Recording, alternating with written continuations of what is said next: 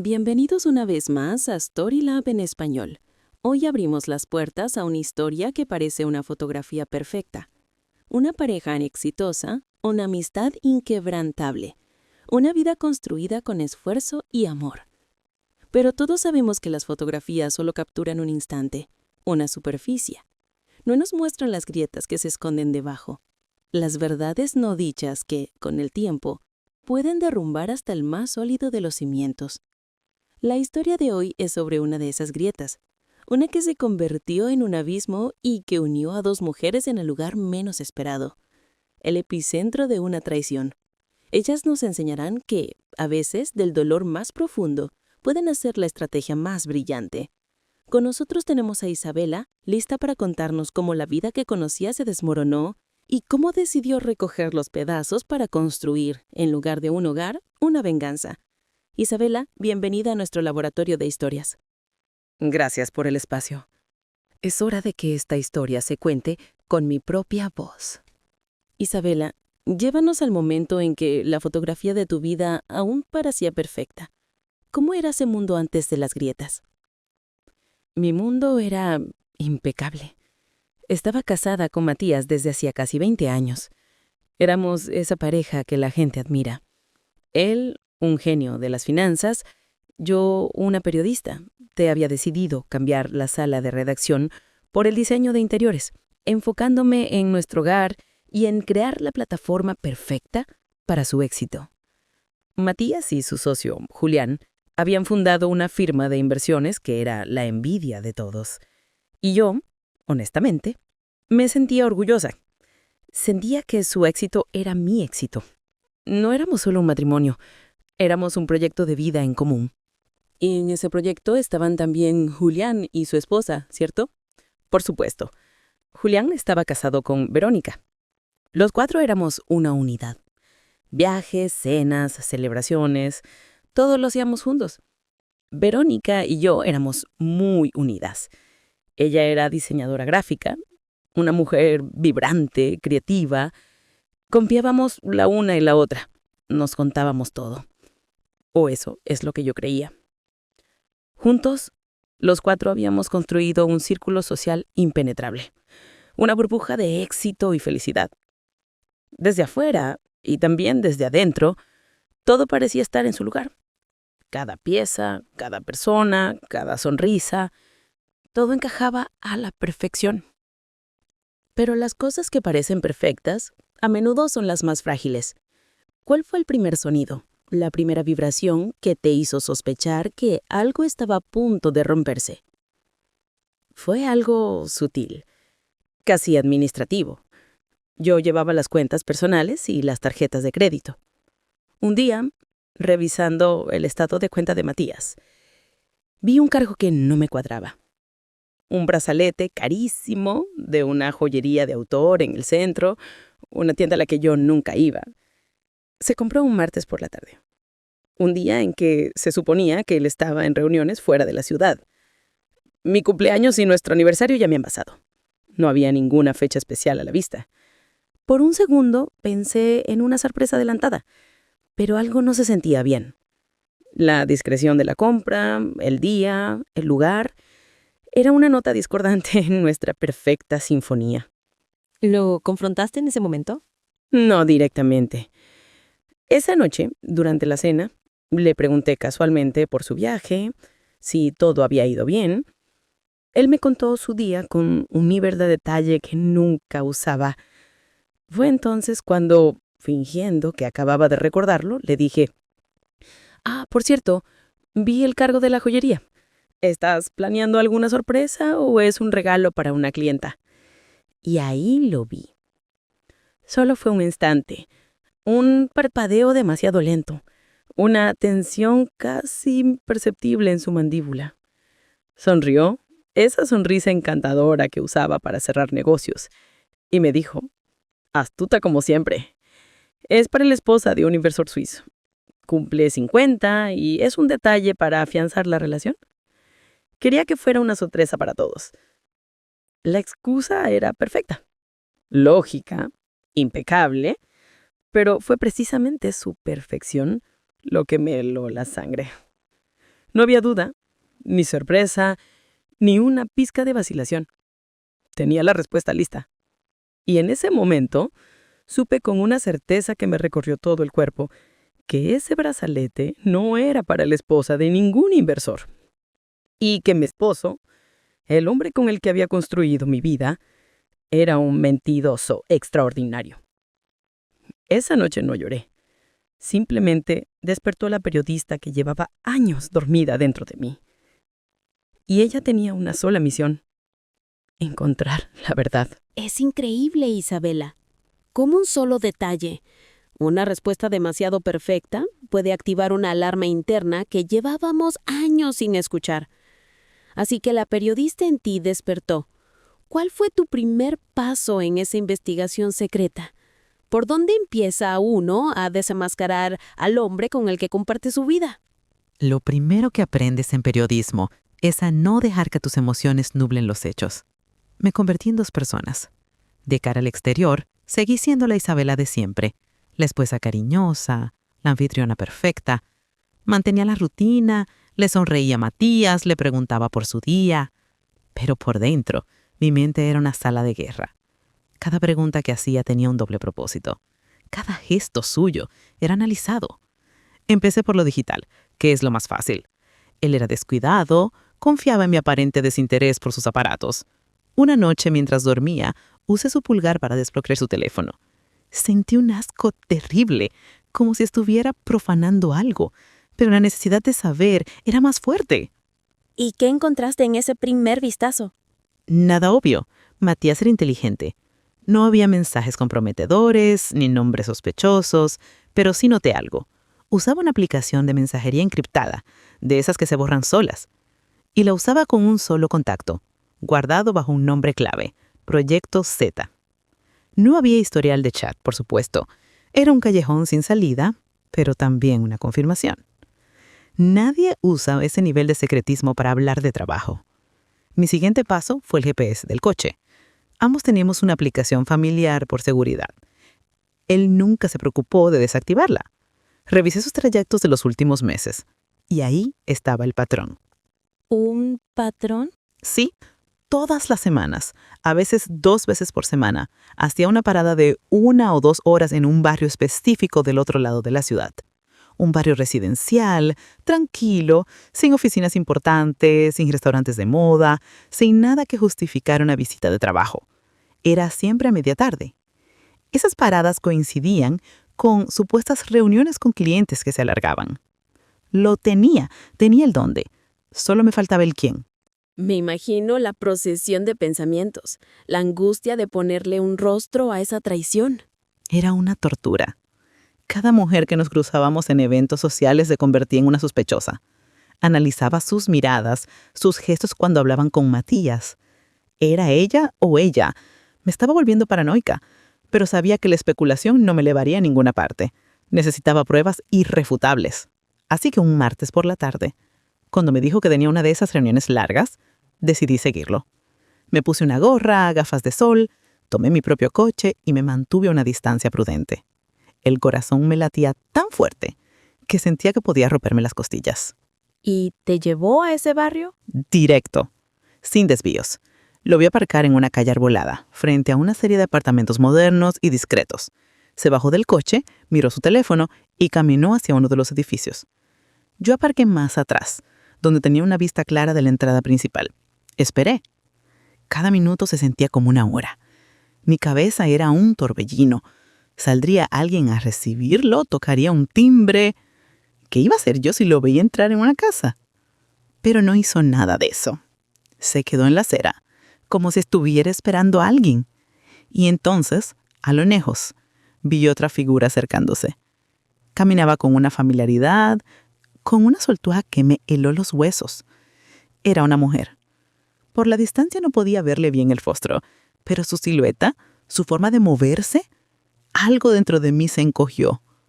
Vi cómo desacercaba a él, cómo Matías sonreía al verle.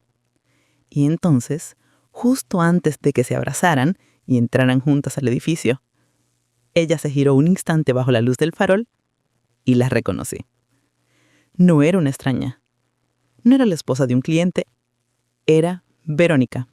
Verónica, tu amiga, la esposa del mejor amigo y socio de tu esposo. Isabela, debe haber sido un golpe devastador, una traición a tantos niveles que es difícil de imaginar. ¿Qué pasó por tu mente en ese preciso instante en que la viste bajo la luz del farol? En ese instante, el mundo se detuvo. No hubo un grito, ni lágrimas, solo un silencio absoluto y un frío que me caló hasta los huesos. Es curioso, mi primer pensamiento no fue de rabia, fue de incredulidad, como si mi cerebro se negara a procesar la imagen. Verónica, la mujer con la que tomaba café los jueves, la que me abrazó cuando mi padre enfermó, la que me ayudaba a elegir los manteles para las cenas de negocios. De repente, todos esos recuerdos se reprodujeron en mi mente a cámara rápida, pero ahora estaban manchados, se sentían como una farsa. No solo era mi esposo con otra mujer, era mi esposo con ella. Era una conspiración que se había estado gestando frente a mis narices, en mi propia casa. ¿Qué hiciste? ¿Te quedaste ahí? Me quedé paralizada, no sé por cuánto tiempo. Los vi entrar juntos al edificio, y fue como si una puerta se cerrara dentro de mí. Conduje de vuelta a casa en un estado de trance. No recuerdo el camino. Lo único que veía era la sonrisa de Verónica, la sonrisa de Matías. Cuando llegué a nuestra casa, a mi casa, todo me parecía ajeno. Los muebles que elegí, las fotos en las paredes, todo era parte de una escenografía, de una obra de teatro, en la que yo sola era la que no sabía su papel. Esta noche, Matías llegó oliendo a victoria, feliz por otro gran día en la oficina. Me dio un beso en la frente y yo tuve que usar cada gramo de mi fuerza de voluntad para no vomitar. Tuviste que actuar. Fue la actuación de mi vida. Le sonreí, le serví la cena, le pregunté por su día. Él me habló de Julián, de lo estresado que estaba Julián últimamente por el trabajo. La ironía. Hablaba de su mejor amigo, el hombre al que estaba traicionando de la peor manera, y lo hacía con una naturalidad que me revolvía el estómago. Esa noche no pegué ojo. Me quedé inmóvil en la cama, escuchando su respiración tranquila a mi lado, y el dolor inicial empezó a transformarse. La tristeza se fue endureciendo capa por capa hasta convertirse en una rabia fría y afilada. ¿Fue en ese momento cuando empezaste a pensar en la venganza? No exactamente en la venganza, sino en la justicia. Me di cuenta de que una confrontación no serviría de nada. Lo negarían todo. Me llamarían loca, celosa, paranoica. Yo quedaría como la esposa histérica y ellos como las víctimas de mi imaginación. No. Eso no iba a pasar. Yo no iba a ser la víctima de esta historia. La mañana siguiente me levanté con una claridad que nunca antes había sentido. La periodista dentro de mí tomó el control definitivo. Ya no se trataba solo de confirmar la infidelidad. Eso ya era un hecho. Ahora se trataba de entender la magnitud del engaño. ¿Y qué significaba eso? Significaba que no podía actuar sola. Había otra víctima en esta ecuación. Julián, el esposo de Verónica, el socio de mi esposo. El otro actor principal que, como yo, no sabía que estaba en esta obra. Mi primer impulso fue llamarlo, contarle todo, pero lo descarté de inmediato. ¿Qué le iba a decir? Hola, Julián, creo que nuestros cónyuges nos están engañando juntos. Necesitaba más que mi palabra. Necesitaba pruebas que no pudieran negar ni refutar. Algo tan sólido que cuando lo pusiera sobre la mesa, el castillo de naipes que habían construido se viniera abajo de un solo soplido. Así que mi misión cambió. Ya no buscaba la verdad para mí, buscaba el arma perfecta. Y sabía exactamente por dónde empezar a buscarla. El brazalete. La primera pieza del rompecabezas. Tenía que descubrir si Verónica lo llevaba puesto. El brazalete. La primera mentira tangible. Tenías un objetivo claro, Isabela, pero me imagino que también muy complejo. ¿Cómo te acercas a una amiga que ahora sabes que es la amante de tu esposo para buscar en su muñeca una prueba de su traición sin que se dé cuenta? Exacto. No podía preguntarle directamente. Tenía que crear una situación, un escenario donde fuera natural que ella lo llevara puesto. Y sabía que un regalo tan caro no sería para el día a día, sería para una ocasión especial, para lucirlo. Así que decidí crear esa ocasión. Un par de días después, llamé a Verónica con mi voz más alegre y despreocupada. Le dije, Vero, hace mucho que no hacemos algo solo los 4. ¿Qué les parece si organizo un pequeño brunch este sábado en la terraza? Un poco de sol, una buena charla, sin niñas, sin trabajo. La invitaste a tu casa, a sabiendas de todo. Eso debe haber sido increíblemente difícil. Fue uno de los actos más fríos que he cometido en mi vida. Colgar el teléfono y sentir el peso de esa mentira fue abrumador, pero era necesario. Verónica aceptó encantada, dijo que era una idea maravillosa. Pasé los siguientes días preparando todo con un esmero casi psicótico. Elegí las flores, el menú, la música. Quería que el ambiente fuera perfecto, relajado, normal. Quería que se sintieran tan cómodos que bajaran la guardia. Mientras cocinaba, pensaba en todas las veces que Verónica había estado en mi cocina, riendo, contándome sus problemas con Julián. Cada rincón de mi casa estaba impregnado de su hipocresía. Y llegó el sábado. Llegó el día del brunch. Sí, llegó. El sol brillaba, la mesa estaba puesta, todo parecía una postal. Cuando sonó el timbre y los vi a los dos en mi puerta sonriendo, con una botella de vino en la mano, sentí como si el aire se escapara de mis pulmones. Abrazar a Verónica fue mi prueba de fuego. Sentir sus brazos a mi alrededor, oler su perfume. Tuve que concentrarme para no temblar. Julián, como siempre, ajeno a todo, feliz. Un buen hombre atrapado en una red de mentiras. ¿Y ella lo llevaba puesto? No a primera vista. Llevaba una blusa de manga larga, un poco abullonada en las muñecas. Durante la primera hora estuve observándola como un halcón. Cada vez que movía las manos, que levantaba su copa de mimosa, yo buscaba un destello de oro y diamantes. Pero nada, empecé a dudar de mí misma. ¿Y si me había equivocado? ¿Y si Matías había comprado el brazalete para otra persona? Y la aventura con Verónica era algo aparte. Mi cabeza empezó a dar vueltas. La conversación fluía a mi alrededor. Hablaban de un nuevo proyecto, de las próximas vacaciones, y yo estaba completamente ausente, atrapada en mi propia paranoia. La duda tuvo que ser terrible en ese momento. Lo fue.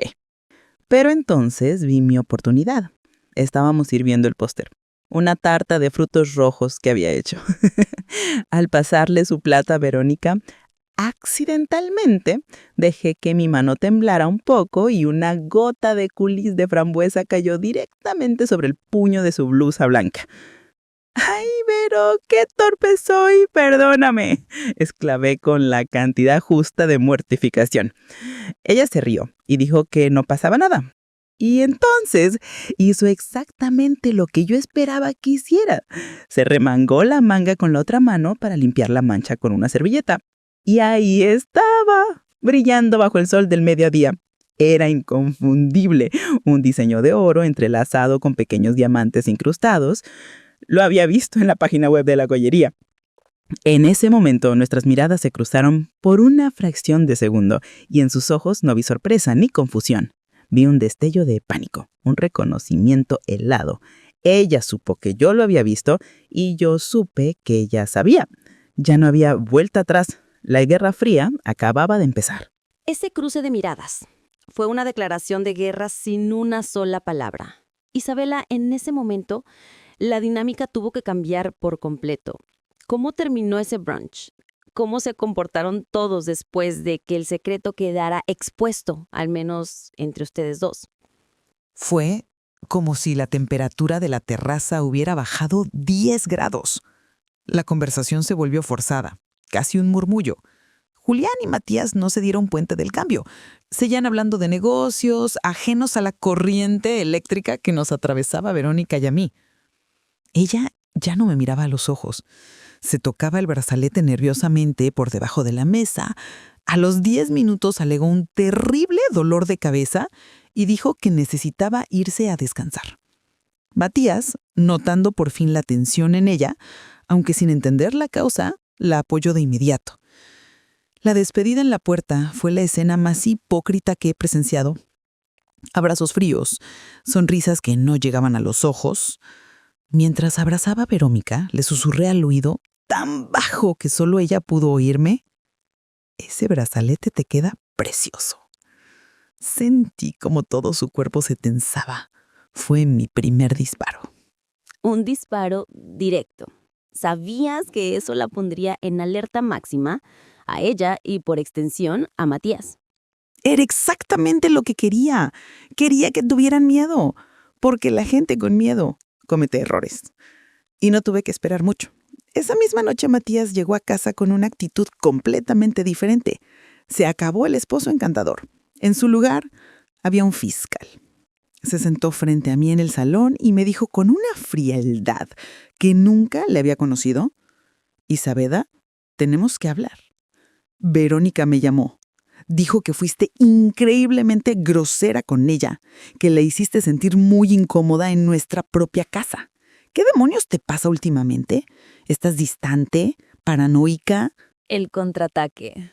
Estaba tratando de ponerte a la defensiva. Era un intento de gaslighting de manual. Quería convertirme en la culpable, en la esposa celosa y desequilibrada. La antigua Isabela se habría derrumbado. Habría llorado, le habría preguntado qué había hecho mal. Pero esa Isabela ya no existía. Lo miré fijamente, sin parpadear, y dejé que terminara su discurso. Cuando acabó, mantuve el silencio por un momento, solo para que sintiera el peso de sus propias palabras. Y entonces le respondí con la mayor calma que pude reunir. «Paranoica, Matías, estoy cansada. Llevo el peso de esta casa, de nuestra vida social, mientras tú y Julián se dedican a sus proyectos. Quizás la que necesita unas vacaciones soy yo. Y si Verónica se sintió incómoda, tal vez debería preguntarse por qué». Le devolviste la pregunta. Exacto. No admití nada, no negué nada, simplemente puse un espejo frente a él. Mi calma lo descolocó por completo. Él esperaba una pelea, lágrimas, una confesión de mis sospechas. No obtuvo nada. Se quedó sin argumentos y se retiró a su despacho frustrado. Pero yo sabía lo que significaba ese enfrentamiento. El juego había cambiado. Ya no podía simplemente ir donde Julián con mi historia. Matías y Verónica estaban sobre aviso. Si yo me acercaba a Julián, ellos ya tendrían una historia preparada para desacreditarme. Dirían que estoy inventando cosas para destruir su amistad, su empresa, que estoy celosa del éxito de Verónica. Me convertirían en la villana. Entonces tu plan inicial de hablar con Julián ya no era viable. No, para nada. Era demasiado arriesgado. Necesitaba encontrar una forma de que la información le llegara a Julián sin que mi nombre estuviera involucrado. No podía ser una acusación directa. Tenía que ser una semilla, una pequeña semilla de duda plantada en su mente que lo obligara a él mismo a tirar del hilo, a hacer su propia investigación. Tenía que convertirlo en un detective sin que él supiera que yo le había dado el caso. Y mientras pensaba en la discreción de Julián, en su meticulosidad, se me ocurrió la manera perfecta de hacerlo. No iba a usar una llamada. Iba a usar algo mucho más anónimo y mucho más inquietante. Un sobre sin remitente. ¿Un sobre sin remitente? Es una jugada audaz, Isabela. Es lanzar una piedra en un lago en calma y esperar a ver las ondas que provoca. ¿Qué escribiste en esa nota? ¿Cómo eliges las palabras exactas para despertar la sospecha en un hombre sin delatarte y sin que parezca el desvarío de un loco? Descarté la idea del sobre físico. El papel se puede rastrear, la caligrafía analizar. Decidí que la mejor arma era digital, pero igual de anónima. Fui a un centro comercial al otro lado de la ciudad, Compré un teléfono desechable y una tarjeta SIM de prepago. Usando una red Wi-Fi pública, creé una cuenta de correo electrónico con un nombre genérico e imposible de rastrear. El mensaje en sí mismo tenía que ser quirúrgico, sin emoción, sin acusaciones directas, solo datos. Sabía que Julián era un hombre de lógica y números. Un mensaje dramático lo habría hecho dudar. Un dato concreto lo obligaría a investigar. ¿Y cuál fue ese dato? El lugar. No podía mencionar a Matías porque eso lo pondría en un conflicto de lealtad con su mejor amigo y socio. Tenía que enfocar toda la atención en Verónica. El correo que le envié a su dirección personal de trabajo fue muy breve. No tenía asunto, ni saludo, ni firma. Era un bloque de texto escueto y frío. Decía, quizás quiera preguntarle a su esposa qué asuntos la llevan con tanta frecuencia al edificio residencial Altos del Bosque, en la calle 87. Especialmente los martes por la tarde. A veces, las inversiones más importantes no son las que se hacen en oficina. Es una frase muy poderosa. Las inversiones más importantes. Le diste una dirección y un patrón de tiempo. Exacto. Le di un dónde y un cuándo.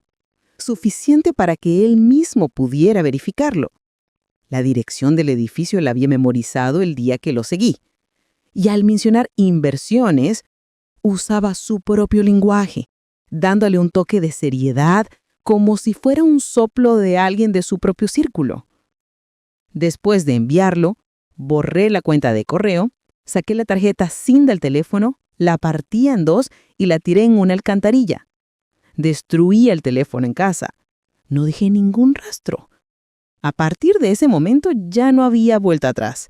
La bomba estaba activada. Solo quedaba esperar a que el temporizador llegara a cero. Me imagino que esa espera debió ser la parte más difícil, vivir tu día a día con tu esposo, sabiendo lo que habías puesto en marcha. Fueron los 5 días más largos de mi vida. Cada llamada que recibía Matías, tu corazón daba un vuelco. Sería Julián confrontándolo. Observaba a mi esposo constantemente, buscando cualquier señal de nerviosismo o preocupación, pero él actuaba con total normalidad. Empecé a dudar. ¿Habrá recibido Julián el correo? ¿Lo habrá borrado pensando que era spam? ¿O quizás simplemente lo leyó y no me creyó? La incertidumbre era casi peor que la traición misma. Continué con mi papel de esposa perfecta, yendo al gimnasio, organizando la casa, pero todo era una actuación.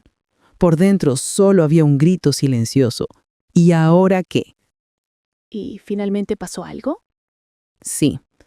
El viernes por la noche, Matías recibió una llamada. Era Julián. Mi esposo se encerró en el despacho para hablar, algo que no era inusual. Pero esta vez tardó mucho más de lo normal. Cuando salió, tenía la cara descompuesta.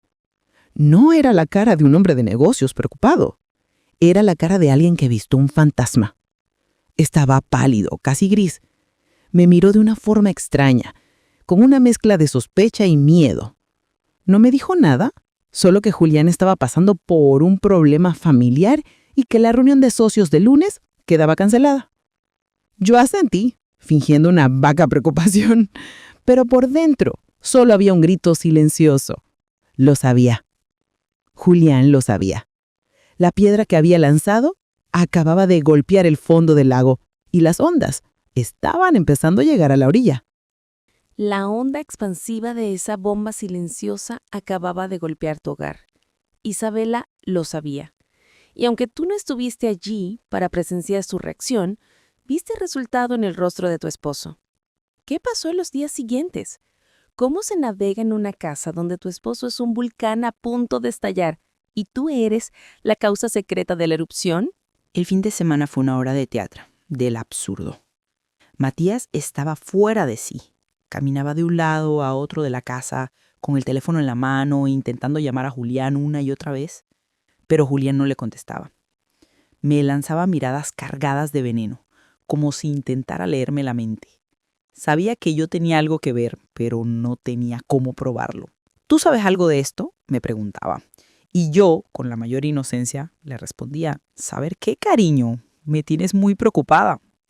Verlo consumido por la ansiedad, la misma que yo había sentido durante semanas, fue extrañamente satisfactorio. Él estaba probando una cucharada de su propia medicina. Mientras tanto, no tenías noticias del otro lado, de lo que pasaba en casa de Julián y Verónica. Ninguna. Y esa incertidumbre era mi única debilidad. No sabía qué había hecho Julián. ¿Qué le había dicho a Verónica? ¿Se habían separado? ¿Estaban tratando de arreglarlo? Mi plan dependía de su reacción. Y entonces, el lunes por la mañana, recibí un mensaje. Era de un número desconocido. Tenía una sola frase. Necesito verte. Es urgente. Parque del Este. En 1 hora. Soy Verónica. La otra mujer, la que hasta hace poco era tu amiga. Sí. Sabía que este encuentro era inevitable y sabía que tenía que ser yo quien tuviera el control. Llegué al parque, elegí un banco apartado y esperé. Cuando Verónica llegó, casi no la reconocí. La mujer vibrante y segura de sí misma había desaparecido. En su lugar había una persona demacrada, con ojeras profundas y los ojos hinchados de tanto llorar. Se sentó a mi lado y durante 1 minuto no dijo nada, solo sollozaba en silencio. ¿Qué te dijo cuando por fin pudo hablar? Me contó todo. Julián no la había confrontado con el correo. Fiel a su naturaleza, había actuado con una precisión letal. Contrató un investigador privado. En 48 horas, el investigador le entregó un informe completo. Fotos de ella y Matías entrando y saliendo del edificio, las fechas de las horas, incluso el contrato de alquiler del apartamento que estaba a nombre de una empresa fantasma de Matías. El viernes por la noche, Julián simplemente le puso el sobre con las fotos en la mesa y le dijo: tienes 1 hora para empacar una maleta y salir de mi casa. Los abogados se pondrán en contacto contigo. Fue definitivo. Sin discusión. Completamente. Y ahí fue cuando Verónica, viéndose sin nada, jugó la única carta que creía que le quedaba: la manipulación. Me miró con los ojos llenos de lágrimas y me suplicó: Isabela, por favor, tienes que ayudarme. Esto fue un error, un estúpido error. Pero si nos hundimos nosotras, se hunden ellos. La empresa, todo lo que han construido, nuestras vidas. Tienes que hablar con Julián y dile que te lo inventaste todo, que estaba celosa. Yo hablaré con Matías. Podemos negar esto juntas. Por favor, Isa, por nuestra amistad. Te estaba pidiendo que te sacrificaras para salvarla a ella y a su amante. Dejé que terminara, dejé que se humillara, que apelara a una amistad que ella misma había quemado hasta los cimientos. Cuando se quedó sin palabras, la miré fijamente y le dije con toda la calma del mundo: tienes razón en una cosa, Verónica, todo se va a hundir. Pero te equivocas en otra muy importante. Ella me miró confundida y entonces le di mi respuesta final. Yo no voy a ayudarte a negar nada. Voy a ayudarte a vengarte. Tú no perdiste solo un esposo. Perdiste 20 años de tu vida apoyando a un hombre que te desechó en 1 hora. Yo no perdí solo un matrimonio. Perdí mi carrera, mis sueños por un hombre que me pagó con una traición. No somos amigas, somos socias. Y esta sociedad, Verónica, apenas está comenzando. Somos socias. Esa frase, Isabela, lo cambió todo. Transformaste a tu rival en tu aliada. Pasaste de ser la víctima a ser la líder de una nueva y formidable empresa, la de la retribución. ¿Cómo reaccionó Verónica a esa propuesta tan inesperada? Se quedó sin palabras. Me miró como si me hubiera vuelto loca. Su mente todavía estaba en modo de control de daños, de tratar de salvar los restos del naufragio. Yo le estaba proponiendo hundir el barco a propósito. Le di 1 minuto para que procesara el shock y luego le expuse la cruda realidad. Le dije: Verónica, escúchame. Julián te echó de casa en 1 hora con un sobre de fotos. No te dio oportunidad de explicarte. No le importaron tus años de dedicación. Y Matías, mi esposo, en el momento en que se viera acorralado, te habría negado y te habría culpado de todo para salvarse a sí mismo. Para ellos, no somos sus compañeras de vida. Somos daños colaterales. Apelaste a su propio dolor, a la humillación que acababa de sufrir. Exacto. Le hice ver que la lealtad que ella intentaba proteger ya no existía. Y vi cómo algo cambiaba en su mirada. La desesperación se fue apagando y en su lugar apareció una chispa de ira, la misma ira fría que yo había sentido. Asintió lentamente, no como a una amiga, sino como una soldado que acaba de recibir una nueva orden. ¿Qué tienes en mente?, me preguntó. Y en ese banco del parque, nuestra primera reunión de la junta directiva comenzó. ¿Cuál fue el primer punto en el orden del día? El objetivo. Le expliqué que un divorcio escandaloso no era suficiente. Les haría daño, sí, pero se recuperarían. Los hombres como Matías y Julián siempre lo hacen. Su verdadero punto débil, su mayor orgullo y su talón de Aquiles era la empresa. La firma de inversiones que construyeron sobre nuestros sacrificios. Teníamos que atacar ahí. Empezamos a compartir información, a juntar las piezas del rompecabezas que cada una tenía por separado. Yo conocía las finanzas personales, las propiedades, los movimientos de las cuentas conjuntas.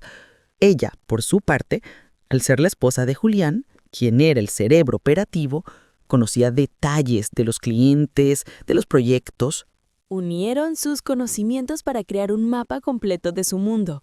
Y en ese mapa encontramos el tesoro, o más bien el objetivo. Verónica me confirmó algo que yo solo sospechaba por comentarios de Matías. Estaban a punto de cerrar el negocio de sus vidas. Un fondo de inversión europeo iba a inyectar una cantidad masiva de capital en su firma, convirtiéndolos en jugadores de las grandes ligas. El acuerdo se firmaría en menos de un mes. Toda su reputación, su futuro y su patrimonio personal estaban anclados en el éxito de esa transacción. Y ahí fue donde decidieron atacar. Fue como ver una luz brillante en medio de la oscuridad. Verónica, de repente, se enderezó y me dio la pieza clave. Me dijo que para asegurar la confianza de los inversores, Julián y Matías habían tenido que poner como garantía una parte significativa de sus activos personales. No solo acciones de la empresa, sino nuestras casas, nuestras cuentas de ahorro conjuntas, todo. Lo habían arriesgado todo en esta única jugada, dando por sentado que nosotras, sus leales esposas, firmaríamos cualquier papel que nos pusieran delante sin hacer preguntas. Un error de cálculo fatal por su parte. El más grande de sus vidas. Y en ese momento el plan se formó en mi mente claro como el agua. Miré a Verónica y le dije, no vamos a pedir el divorcio todavía. Eso sería avisarlos. Vamos a hacer algo mucho más inteligente. Vamos a usar la ley a nuestro favor. Le expliqué que como sus esposas en régimen de bienes gananciales, teníamos derecho a proteger nuestra parte del patrimonio. Íbamos a contratar por separado y en secreto a los mejores abogados mercantilistas. Y justo 48 horas antes de la firma del acuerdo, cuando ya no hubiera tiempo para reaccionar, íbamos a presentar una medida cautelar de separación de bienes solicitando la congelación de todas las cuentas y activos conjuntos hasta que se aclarara el patrimonio conjunal. El efecto sería devastador. Las garantías personales para el gran acuerdo desaparecerían de la noche a la mañana y el negocio de sus vidas se convertiría instantáneamente en el fracaso de sus carreras. Isabela, ese plan es de una audacia y una frialdad impresionantes. No es una venganza pasional, es una ejecución financiera. Una vez que tuvieron el plan, ¿cómo lo pusieron en marcha? Me imagino que contratar ese tipo de abogados y mover los hilos legales sin que sus esposos, expertos en finanzas, se dieran cuenta, debió ser como caminar por un campo de minas. Fue el mes más intenso de mi vida. Nos convertimos en espías en nuestra propia historia. Nos comunicamos exclusivamente a través de teléfonos de prepago que guardamos escondidos. Nuestros encuentros eran en cafeterías anónimas de barrios en los que nunca habíamos estado. Verónica, desde la casa de su hermana donde se había refugiado, interpretaba el papel de la esposa destrozada y arrepentiva. Le enviaba a Julián mensajes esporádicos y patéticos, lo que reforzaba la idea de que era una mujer derrotada y sin iniciativa. Nadie sospecharía de ella. Y tú, mientras tanto, seguías viviendo bajo el mismo techo que Matías. Esa fue la parte más difícil. Tuve que jugar a ser la esposa preocupada. Matías estaba consumido por el estrés. La amistad con Julián estaba rota y aunque seguían trabajando juntos por el bien del acuerdo, la tensión entre ellos era palpable. Por las noches, yo le preparaba un té. Le decía frases como, todo saldrá bien. Ya verás, han trabajado muy duro para esto. Y él me miraba con esa mezcla de gratitud y sospecha. Era un cínico juego de apariencias. Y yo me estaba volviendo una experta. Mientras tanto, durante el día usaba mis antiguas habilidades de periodista de investigación para encontrar los abogados perfectos. No buscábamos abogados de divorcios, buscábamos tiburones, especialistas en litigios corporativos. ¿Encontraron a las personas adecuadas para el trabajo? Encontramos a 2 de los mejores de la ciudad, uno para cada una, de bufetes distintos para no levantar sospechas. Recuerdo la primera reunión con mi abogada. Le expuse el caso con una frialdad que hasta a mí me sorprendió. Le presenté los documentos, las cuentas, el cronograma del acuerdo de inversión. Ella me escuchó sin interrumpir y al final una media sonrisa se dibujó en su rostro. Señora, esto no es solo legal, esto es poético. Supimos entonces que teníamos a las aliadas correctas. Ellas prepararon toda la documentación en absoluto secreto, lista para ser presentada en la corte en el momento exacto. Y solo faltaba saber cuál sería ese momento exacto. Exacto. Necesitábamos la fecha y la hora de la firma final. Esa información llegó de la forma más inesperada. Julián le escribió de Verónica un mensaje muy frío, casi administrativo, pidiéndole que firmara un poder notarial para la venta de unas secciones menores como parte de la reestructuración previa al acuerdo. En el mensaje, él mencionaba que necesitaba la firma antes del viernes 21 a mediodía, porque la firma final con el Fondo Europeo es esa tarde a las 3 p.m. Verónica me reenvió el mensaje de inmediato. Lo teníamos. Viernes 21, 3 p.m. Nuestro ataque sería el miércoles 19, a la misma hora. El plazo de 48 horas. El reloj comenzó su cuenta regresiva. Sí. El martes por la noche, Verónica y yo tuvimos nuestro último encuentro en un parque oscuro. La suerte estaba echada. Los documentos estaban listos en los despachos de nuestras abogadas. Solo tenemos que dar la orden final a la mañana siguiente. Había un miedo palpable en el aire. Estábamos a punto de detonar una bomba nuclear en nuestras propias vidas. Habría daños colaterales, lo sabíamos, pero el objetivo era claro. Nos miramos la una a la otra. Ya no éramos la esposa engañada y la amante arrepentida. Éramos 2 generales antes del día D. Le tomé la mano, estaba helada, y le pregunté, no hay vuelta atrás.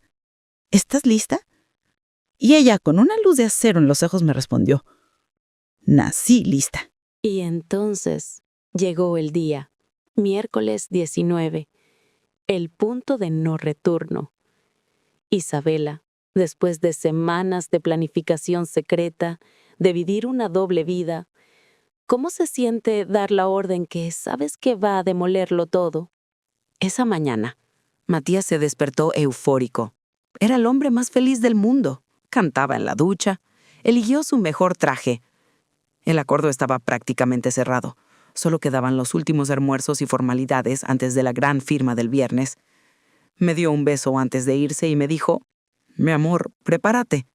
A partir del viernes, nuestras vidas van a cambiar para siempre. Y yo, mirándolo a los ojos, le respondí, no tienes idea de cuánta razón tienes. Pasé el resto del día como en una nebulosa, esperando que el reloj marcara las 3 de la tarde. A las 2:59, mi teléfono vibró. Era un mensaje de Verónica. Solo una palabra. Ahora. Tomé mi teléfono, marqué el número de mi abogada y cuando contestó, dije la única palabra que importaba. Proceda. Y en ese instante el mundo cambió. En ese instante, 2 notificaciones judiciales idénticas se enviaron simultáneamente.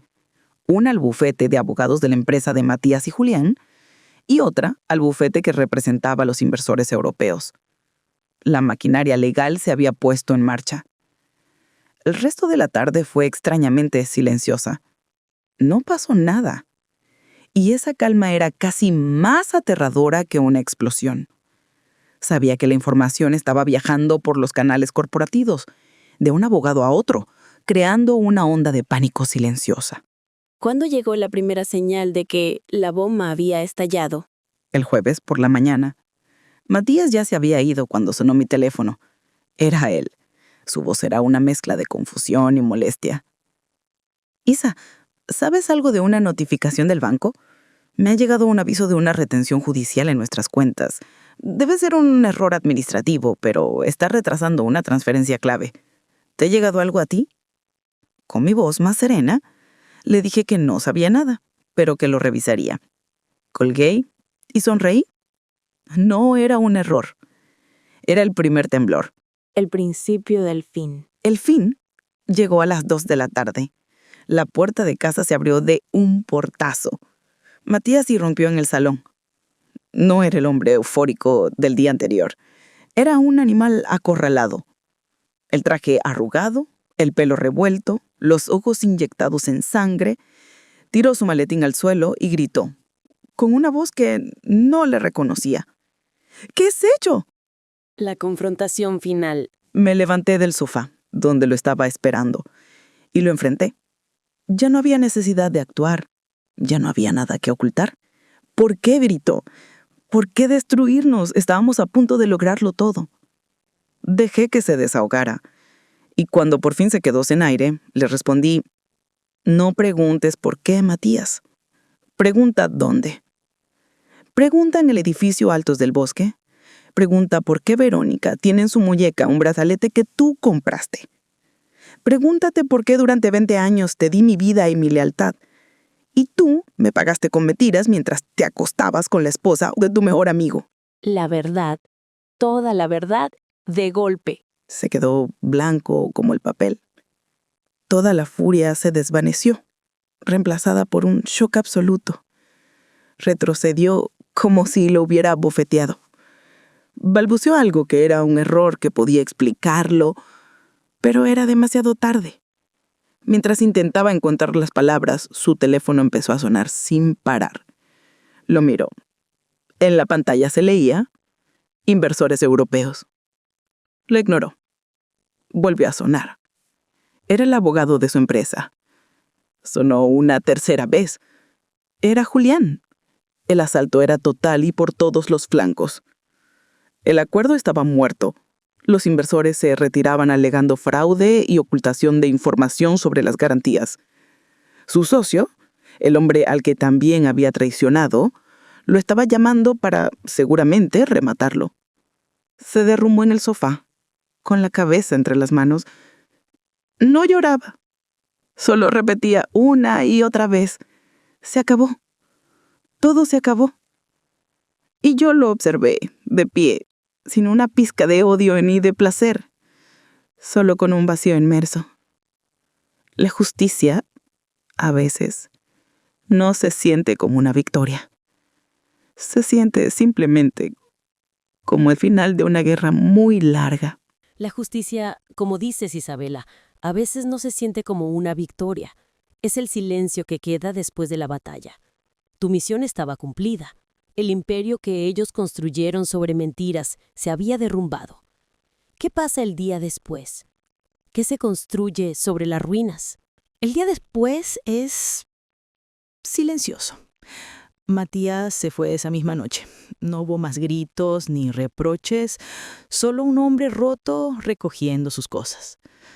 El divorcio fue rápido y desordenado para ellos, pero limpio para nosotras. Teníamos toda la ventaja. La empresa se declaró en quiebra en cuestión de semanas. Julián y Matías no volvieron a dirigirse la palabra. Lo perdieron todo, el dinero, la reputación y el uno al otro. Su traición fue tan grande que se consumió a sí misma. ¿Y qué pasó con tu alianza con Verónica? ¿Qué sucede con una sociedad cuando su único objetivo ha sido cumplido? Esa es la parte más extraña de la historia. Unas semanas después de todo, Verónica y yo nos vimos por última vez. Nos sentamos en el mismo parque donde forjamos nuestro pacto. Ya no había tensión ni estrategia, solo un cansancio compartido. Ella me dijo que Julián le había dado un divorcio rápido a cambio de su silencio. Planeaba mudarse a otra ciudad, empezar de cero donde nadie conociera su historia. Nos miramos y en ese momento entendí que nunca seríamos amigas. Nuestra alianza fue un arma que construimos juntas para una guerra específica. Y ahora que la guerra había terminado, el arma ya no tenía propósito. Nos dimos las gracias, un gesto sincero de reconocimiento por la lealtad en la batalla. Y nos despedimos para siempre. Cada una tomó su propio camino. ¿Cuál fue el tuyo, Isabela? ¿Cómo te reconstruiste después de demolerlo todo? Vendí la casa. No podía seguir viviendo en ese mausoleo de mentiras. Con mi parte del acuerdo hice algo que debía haber hecho hace 20 años. Aposté por mí misma. Volví a mis raíces de periodista, pero con un nuevo enfoque. Fundé una pequeña agencia de consultoría de investigación privada especializada en auditorías financieras para mujeres en procesos de divorcio complicados. Ayudo a otras a encontrar las verdades que se esconden en los números, a asegurarse de que no les quiten lo que por derecho les corresponde. Convertiste tu dolor en tu propósito. Exacto. No voy a decir que soy feliz todos los días. Las cicatrices de una traición así nunca desaparecen del todo. Pero ahora, cuando me miro al espejo, no veo a la esposa de Matías. Veo a Isabela, una mujer que fue empujada al borde del abismo y en lugar de caer, aprendió a volar. Mi vida ya no es perfecta como una fotografía. Es real. Y eso vale mucho más. Una historia increíble de dolor, estrategia y finalmente de reclamación. Gracias, Isabela, por compartir con nosotros tu viaje del engaño a la autoconstrucción. Tu fortaleza es, sin duda, una inspiración. La vida nos enseña que, a veces, para construir algo nuevo y auténtico, primero debemos tener el coraje de demoler lo que se construyó sobre cimientos falsos. La historia de Isabela nos recuerda que, incluso en la traición más oscura, podemos encontrar la fuerza no solo para buscar justicia, sino para reencontrarnos con nosotros mismos. Si esta historia te ha gustado, no olvides darnos un me gusta, compartirla con alguien a quien puede inspirar y, por supuesto, seguir a Storylab en español. Nos escuchamos en la próxima historia.